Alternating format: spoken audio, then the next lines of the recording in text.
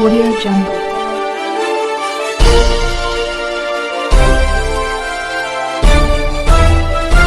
Audio Jungle.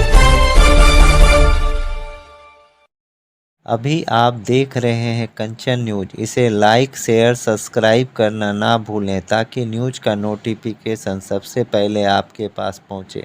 अब चलिए खबरें विस्तार से। राजनीतिक अस्थिरता के कारण पदाधिकारियों का मनोबल काफी बढ़ गया है और प्रशासनिक अराजकता पूरी तरह से व्याप्त हो गई है।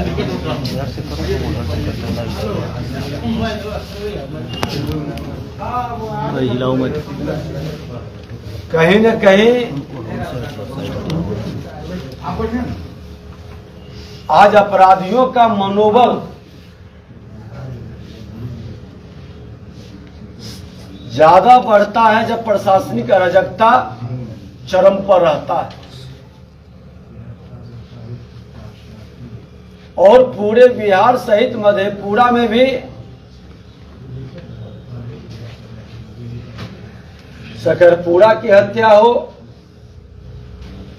या महागठबंधन सरकार बनने के बाद दर्जनों हत्या, अपराधियों की गोली के शिकार हुए लोग को न्याय नहीं मिलना, मामले को भटकाना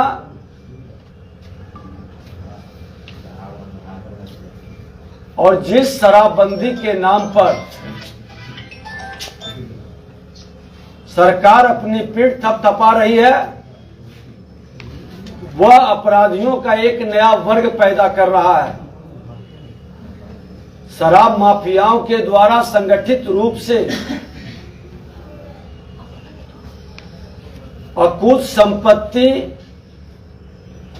माफिया के साथ साथ इनके भ्रष्ट प्रशासन के लोगों की मिली पुष्टि से लोग कमा रहे हैं और वो अपराध के काम को भी अंजाम दे रहे हैं और वो कमाई को जमीन माफियाओं के मार्फत प्रशासनिक पदाधिकारी, जो भ्रष्ट प्रशासनिक पदाधिकारी है, उसके मिली भगत से, उसके गठजोड़ से एक दहशत का वातावरण बनाया जा रहा है। और हम लोगों ने तो पहले भी सदन के अंदर, सदन के बाहर स्पष्ट शब्दों में सरकार से मांग किया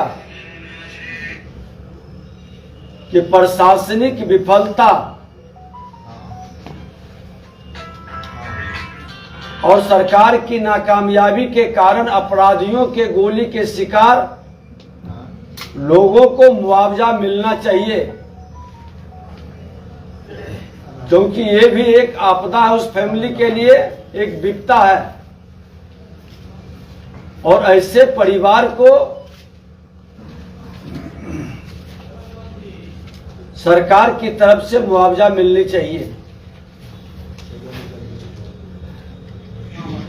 जहरीली शराब से लोग मरते थे तो ये कहते थे सत्ता में बैठे मुख्यमंत्री, उप मुख्यमंत्री कि जो पिएगा सो मरेगा,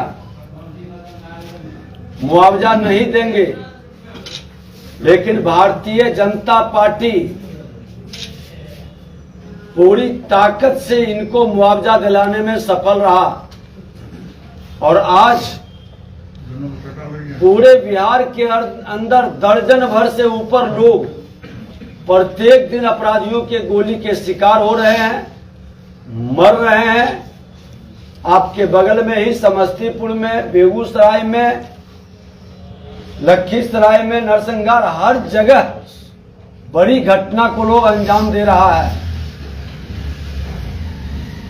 और मुख्य अभियुक्त को बचाने के लिए केस को भड़काया भी जाता है। अब तो पीड़ित परिवार के लोग डर से नाम भी नहीं दे पाते हैं और जो प्रशासन के विरुद्ध आवाज उठाता है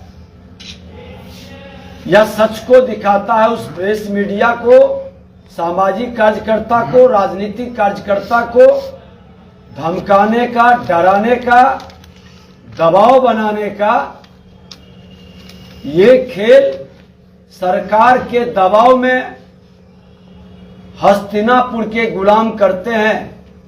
भ्रष्ट मानसिकता के पदाधिकारी ये भूल गए कि सत्ता आते जाते रहती है और सत्ता बदलने में बहुत समय नहीं लगता है,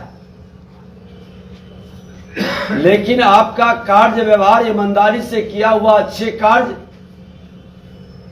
को ही पब्लिक याद रखती है और उस पर विशेष प्रशासन की निरपेक्षता की भाव से उनकी कार्य दिखाई पड़े, क्योंकि अब समय खत्म हो गया। बोली और गोली की राजनीति करने वाले का पीरियड अब समाप्त हो चुका है। जो सिर्फ बोली और गोली से राजनीति करना चाहते हैं और बिहार को कहीं न कहीं मजाक बना करके रख दिए। आज हर बिहारी और हमारा नौजवान बिहार के मान सम्मान स्वाभिमान, हमारी सांस्कृतिक गौरवशाली वो सम्मान को फिर से प्राप्त करने का भाव लेकर के जनप्रतिनिधियों से अपेक्षा रखता है। इसलिए बिहार को मजाक बनाने का, राजनीति को हल्का करने का खेल बंद होना चाहिए।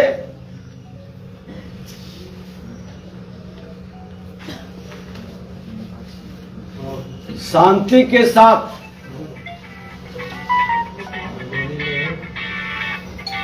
विकास और भ्रष्टाचार मुक्त बिहार चाहिए और ये सरकार नीतीश कुमार जी, तेजस्वी यादव जी सक्षम नहीं है। जब तक इनकी सरकार रहेगी बिहार में न भ्रष्टाचार बंद होगा, न अपराध बंद होगा और अपराध भ्रष्टाचार मुक्त बिहार चाहिए तो ये बड़े भाई छोटे भाई को हटाना होगा। राज्य और केंद्र में भाजपा की सरकार बनेगा तभी उम्मीद जगेगा।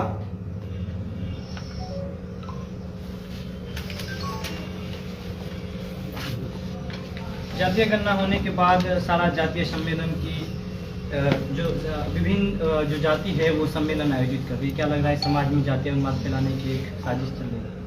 देखिए, जातीय गणना पर कई प्रश्न उठ चुके हैं और सरकार की मंशा और इनका तंत्र, जो मैकेनिज्म इन्होंने अपनाया हुआ कमजोर था, सही नहीं था। ये कई समाज के लोगों ने पहले भी बयान दे चुका है और उसके आधार पर जो इन्होंने जातीय गणना करवाया और खुद इन्होंने कहा कि 34% लोग 6,000 से कम आमदनी वाले हैं, लगभग 94 लाख परिवार। तो जब 6,000 से कम आमदनी के 94 लाख परिवार हैं तो मुख्यमंत्री जी जातीय गणना में 500 करोड़ खर्च किया। वो 6,000 से कम आमदनी वाले हर जात में लोग हैं, आप पहली प्राथमिकता उसको नियुक्ति में, उसको सब्सिडी में और रोजगार में क्यों नहीं दे रहे? आपका क्यों ये गरीबों के प्रति बेरुखी है, ये जवाब देना चाहिए। अभी आपने कहा कि बिहार में राजनीतिक अस्थिरता चल रही है, 29 को जदयू की बैठक भी होने वाली है। दूसरी तरफ चर्चा हो रही है कि भाजपा फिर से नीतीश कुमार को गले लगाने की तैयारी में लगी हुई है। देखिए, भाजपा किसी को गले नहीं लगाता है, ये स्पष्ट रूप से समझ लें। भाजपा शांति, सुशासन और प्रगति को गले लगाता है। और शांति, सुशासन और प्रगति के लिए भाजपा हमेशा पद का त्याग भी किया है, इतिहास गवाह है। हम सत्ता के लिए राजनीति नहीं करते, हम सुशासन के लिए राजनीति करते हैं। और जिन लोगों ने सुशासन का संकल्प और शपथ लेकर दुशासन के गोद में कुशासन को अपनाया, बिहार की जनता उनको माफ नहीं करेगी। लोकसभा चुनाव में बीजेपी कितनी सीट लड़ेगी बिहार में? बीजेपी तो सभी सीट पर लड़ेगी, कोई दूसरा और विकल्प है क्या यहां? चलिए, न्यू अपडेट के लिए देखते रहिए कंचन न्यूज।